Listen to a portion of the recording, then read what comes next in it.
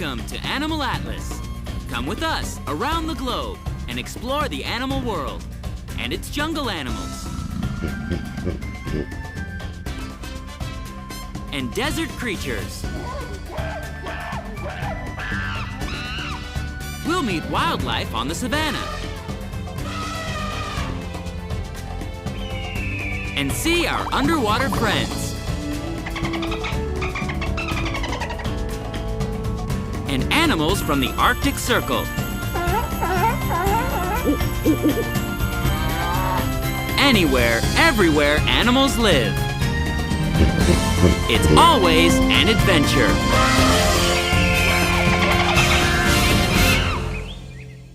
Today on Animal Atlas, we're not heading into the wild, to the murky swamplands, where fearsome crocodilians make their home. Or to the rainforest, where you'd be apt to find birds the hue of rainbows, and snakes who coil themselves in trees, and hairy spiders the size of dinner plates. And we're not headed down to the beach, where harbor seals frolic in the surf, and where elephant seals haul out onto the sand to take a well-deserved nap with friends. Where are we going, you ask? No, not to the prairie, or to the open desert, or to where rivers curve through the peaceful forest. Nope, we're headed to the zoo.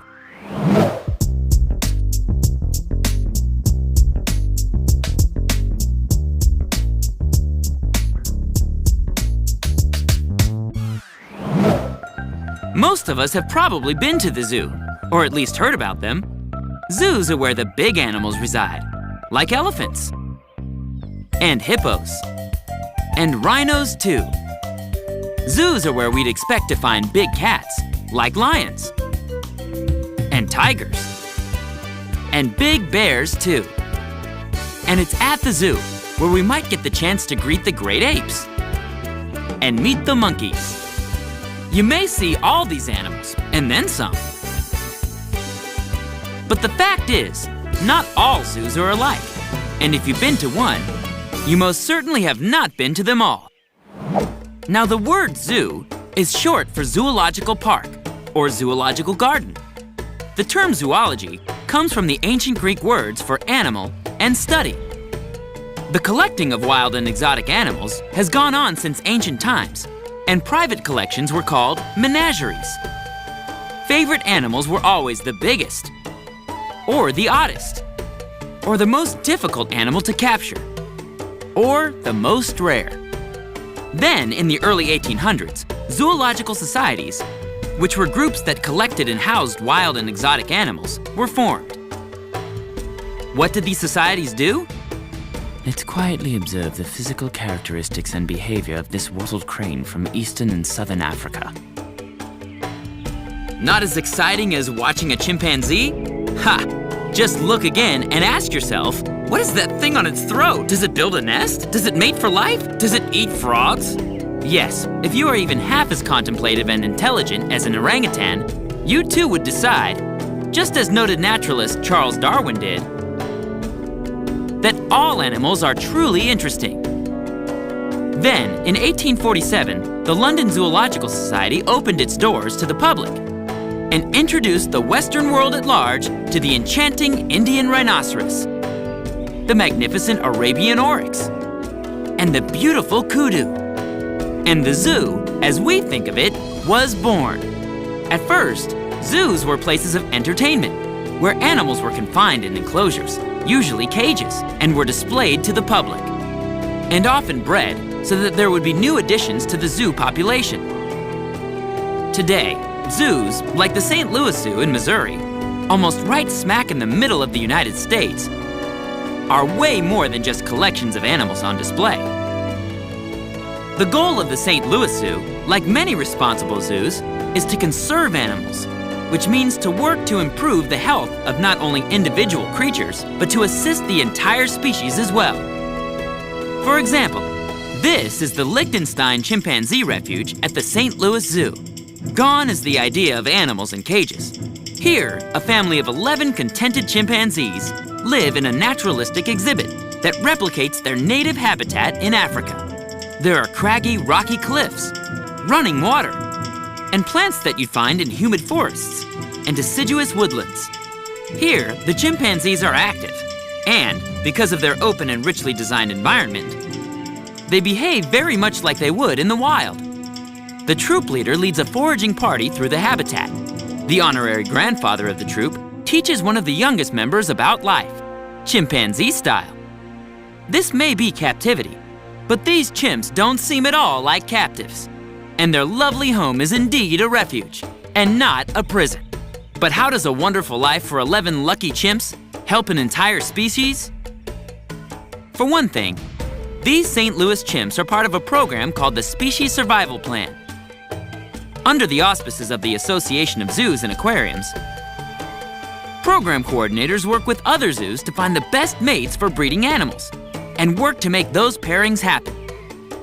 The result is genetically vigorous offspring and a species that is thriving, at least in captivity.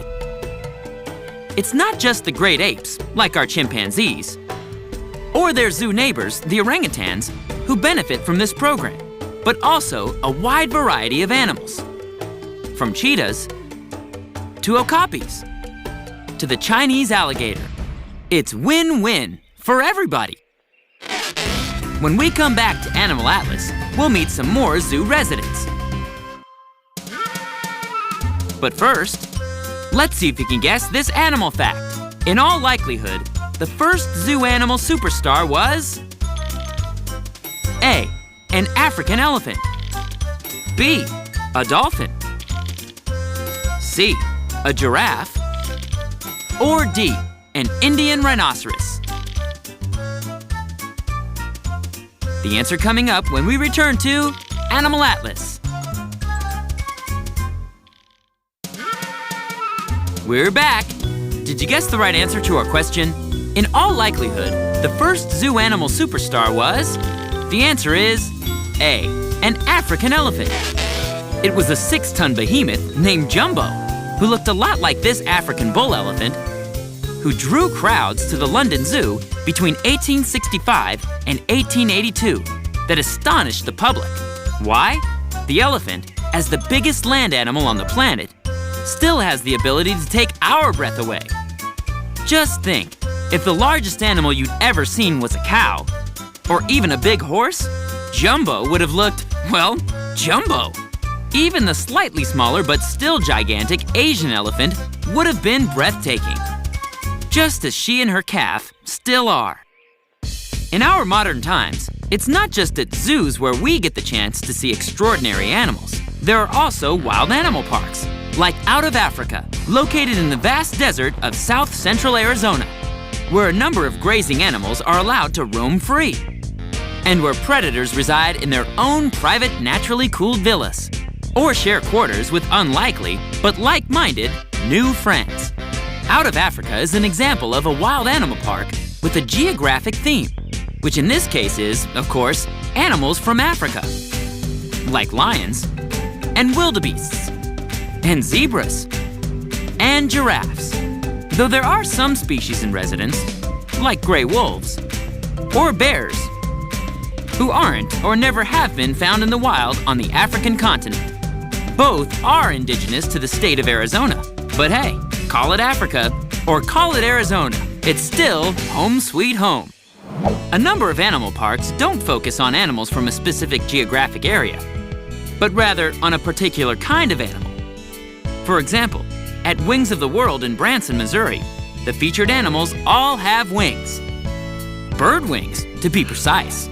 More than 100 exotic species of birds from all over the world are on display here, including the yellow-shouldered Amazon parrot, the toucan from the rainforests of South America, the red golden pheasant from the mountains of central China, charming lorikeets from Australia and the islands of the South Pacific, not to mention the Volturine guinea fowl, a large and spectacular bird from Africa. Though the wonderful macaws are always crowd favorites, bird parks, like Wings of the World, provide a great insight into the colorful, enchanting, and fascinating world of birds. Birds aren't the only kind of animals that are the focus of an animal park. At the Butterfly Palace, Wings are also the order of the day, but these wings belong to butterflies and moths of almost infinite description. It's here that we can see how butterflies emerge from their chrysalis, like something from a magical fable. Dry their wings and fly off in search of, if not the fountain of youth, at least the nectar of the gods. Other animal parks, like the Animal Paradise Fun Park, also near Branson, Missouri, connect amusement park type entertainment with animal exhibits. It's here, roaming free in acres and acres of open land, that you might encounter a herd of bison, Sicilian donkeys, llamas, and sheep, miniature horses, even zebras. Not to mention a delightful array of cattle, from the distinguished Watusi cattle from Africa to the handsome belted Galloway, or Belties, originally from Scotland. There's nothing more delightful than seeing herd animals grazing in actual herds. For these domesticated animals, this is the wild. And for wild animals, home is where the herd is. Of course, there is one great animal attraction that isn't called a zoo, or a park, or a palace, or even a world. What is it? The aquarium. Public aquariums like the prestigious Shedd Aquarium in Chicago, right along the banks of Lake Michigan, one of the earliest and largest aquariums in the United States, or the Georgia Aquarium, virtually in the middle of downtown Atlanta, and one of the newest and most visually spectacular aquariums in the world, house, care for, and display animals of the water. Water doesn't mean just fish, though there are always lots of those at the aquarium. Fish from cold ocean waters to fish from the temperate waters of the tropical reefs. How about the whale shark, the biggest fish in the world? And other members of the shark family too. Not to mention seahorses, sea dragons, and sea jellies that will boggle the mind. Also at the aquarium, you'd be likely to find a whole cast of marine animals, like the beluga whale, or the acrobatic Pacific white-sided dolphin, or the charming bottlenose dolphin. Marine otters are often inhabitants of aquariums, and you might be lucky enough to meet up with river otters too. But as entertaining as they are, good aquariums, like good zoos, are also ardent conservationists. Both the Shedd Aquarium and the Georgia Aquarium are devoted to learning and research, and of course, conservation. For these aquariums, an informed public is one step closer to a conservationist public. And these beautiful animals benefit from the aquarium's ministrations. Aquarium comes from the Latin word aqua, meaning water.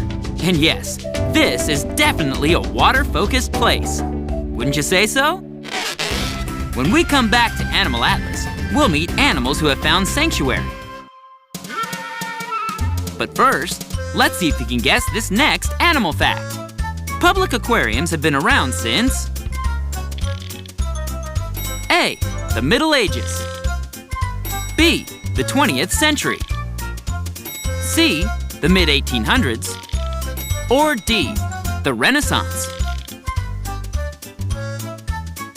Don't go away. The answer coming up right after this on Animal Atlas. We're back. Did you guess the right answer to our question? Public aquariums have been around since... The answer is C, the mid-1800s. Shedd Aquarium in Chicago opened its doors in 1930 and still remains beloved by visitors more than 75 years later. Not all places where wild animals reside in captivity are aquariums, or wild animal parks, or even zoos. There are also animal sanctuaries, like the World Bird Sanctuary in St. Louis, Missouri, not far from the St. Louis Zoo, where our friends the chimpanzees reside. Sanctuary is another word for refuge, which means a shelter from danger or hardship. There are designated wildlife refuges in open country, places where hunting or capture is not allowed. And these are usually designated geographic areas protected under the law. These are lovely, tranquil places where animals live as they are meant to in the wild. A sanctuary like the World Bird Sanctuary, however, is more than a shelter from danger. It is a place that is dedicated to the conservation of threatened bird species, From the majestic bald eagle, the symbol of the United States, to the magnificent Andean condor, the largest flying land bird in the Western Hemisphere. To owls, from the great horned owl, to the barn owl, to the spectacled owl. The World Bird Sanctuary doesn't just rescue birds and give them a safe home, as they've done with these bald eagles, all of which have injuries to their wings, making a life in the wild impossible. But they also work hard at rehabilitation, which can mean nursing a bird back to health, like this owl, who was paralyzed in a flying mishap. Why is the caregiver dressed like that? So, if it recovers, the owl won't imprint to humans and become too tame to return to nature. Education of the public is another mission of the World Bird Sanctuary, which means allowing folks to meet the birds and learn about their history and behaviors. And also includes field studies conducted by researchers who observe these birds in their natural habitat and study their flight patterns. Birds are fed and exercised and hospitalized if necessary. They are given care which looks a lot like love. Captive breeding is also an important aspect of conservation, and the World Bird Sanctuary's commitment to that is clear to see.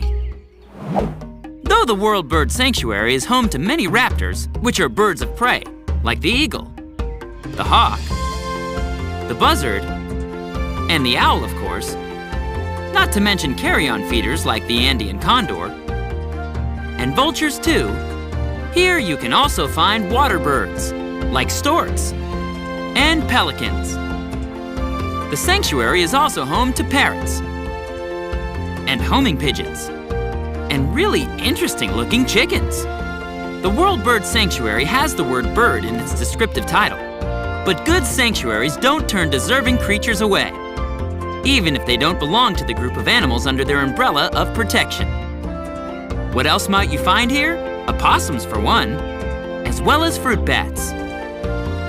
And Cadbury the bunny is part of the educational team. Birds and reptiles are both egg layers, and they share a common ancestor way back in prehistoric times. So maybe we shouldn't be surprised to find reptiles at the sanctuary, like the bull snake or the red-tailed boa. Though raptors may rule here, even pet rats can find sanctuary. The sheer variety of animals, in fact, is what astonishes most people when they first visit a zoo like the St. Louis Zoo. They come to see the jumbo-sized elephant, the towering giraffes, and the antics of the apes, and then discover an insectarium, which houses a wide array of fascinating insects, from beetles to cockroaches, to stick insects, to spiders, like the big hairy ones, known to their friends as tarantulas. Birds are members of the zoo too, and a number live in this flight cage, a remnant of the 1904 World's Fair. While the penguins and puffins have their own coast of rugged cliffs and frigid water. Amphibians can be found at the zoo, such as the colorful poison dart frogs, or the burly Ozark hellbender. Zoo reptiles are a delight, from snakes, like the eastern diamondback rattlesnake, to smiling crocodilians, like the American alligator. Petting zoos are areas dedicated to farm or domestic animals, where people, especially children, can walk among goats and sheep, interesting cattle, sometimes pigs, horses, and even some more unusual animals, so that even a city dweller can experience life in a farm barnyard. Nowadays, zoos don't just have animal exhibits. They have veterinary hospitals, food and nutrition centers, and ongoing demonstrations of animal behaviors. Yes, thankfully, these days, the best zoos and aquariums, wild animal parks, and sanctuaries aren't just a collection of animals in cages. They have become refuges for threatened species and a place to observe and be entertained by the most remarkable creatures on the planet. Who's at the zoo? Who's at your zoo? Take the time to find out. You won't regret the journey.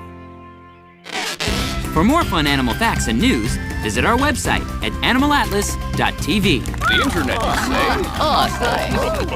saying. See you there. Don't go away. Animal Atlas will be right back. Until next time on Animal Atlas. There's a lot of tension in your lower back. You should really try yoga. Boy, do I need a manicure. And I need a haircut. Here we at the Extreme Penguin Games, and Gentoo is about to try a double Lutz McTwist, and here he goes. Oh, he just missed the dismount. The crowd was not like that. Oh, cleanliness is next to dogliness. Should we shave our mustaches? No, we're good.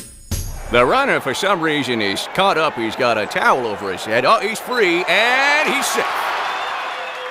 I just flew in from Detroit. Boy, are my wings tired. Tip your waitress.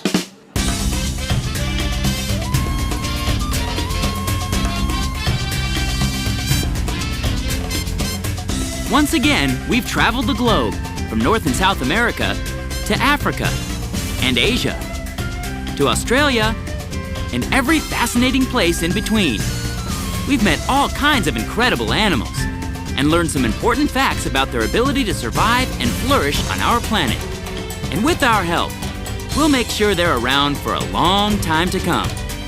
Join us next week for another amazing adventure on Animal Atlas.